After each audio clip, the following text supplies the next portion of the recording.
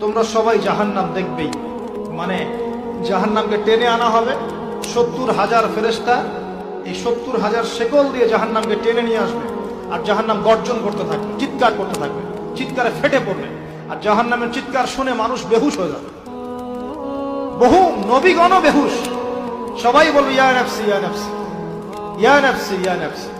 জাহান্নামের চিৎকার শুনে সবাই বেহুশ, শুধু আপনার আমার প্রিয় নবী মুহাম্মদ রাসূলুল্লাহ সাল্লাল্লাহু আলাইহি ওয়াসাল্লাম তিনি ব্যতীত তিনি বলবেন ইয়া উম্মতি ইয়া উম্মতি, হে আমার উম্মত, আল্লাহ আজকে আমার উম্মতকে বাঁচাও, আজকে আমার উম্মতকে বাঁচাও। কোন উম্মত? যে উম্মত নামাজ ছেড়ে দিয়েছে ওই উম্মত? কোন উম্মত? যে উম্মত সুদ খাচ্ছে, ধারছে, ওই উম্মত?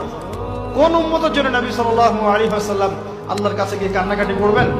আমরা কি মুখটাই বা দেখাবো?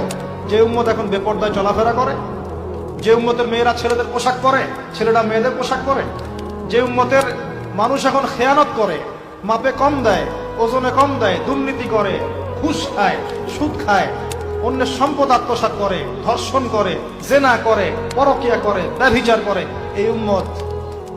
যে উম্মত 5 ওয়াক্ত নামাজটুকু এখন ঠিক মতো পড়ে না, কোরআনটুকু তেলাওয়াত করতে শিখছে না, নবী সাল্লাল্লাহু আলাইহি ওয়াসাল্লামের 40টা হাদিস কারো বোম মারলেও পেটে বের হয় না, এই উম্মত। ওযুর ফরজ ভুলে গেছে উম্মত, গোসলের তরিকা, গোসলের ফরজ আদায় করতে পারে না সেই উম্মত। আবার বলে যে এগুলো তো আমাদের কাজ না, আলেম ওলামা আমাদের কাজ, সেই উম্মত। কোন উম্মতের জন্য নবী সাল্লাল্লাহু আলাইহি ওয়াসাল্লাম বলবেন ইয়া উম্মতি ইয়া উম্মতি? একটু লজ্জা তো থাকা উচিত আমাদের।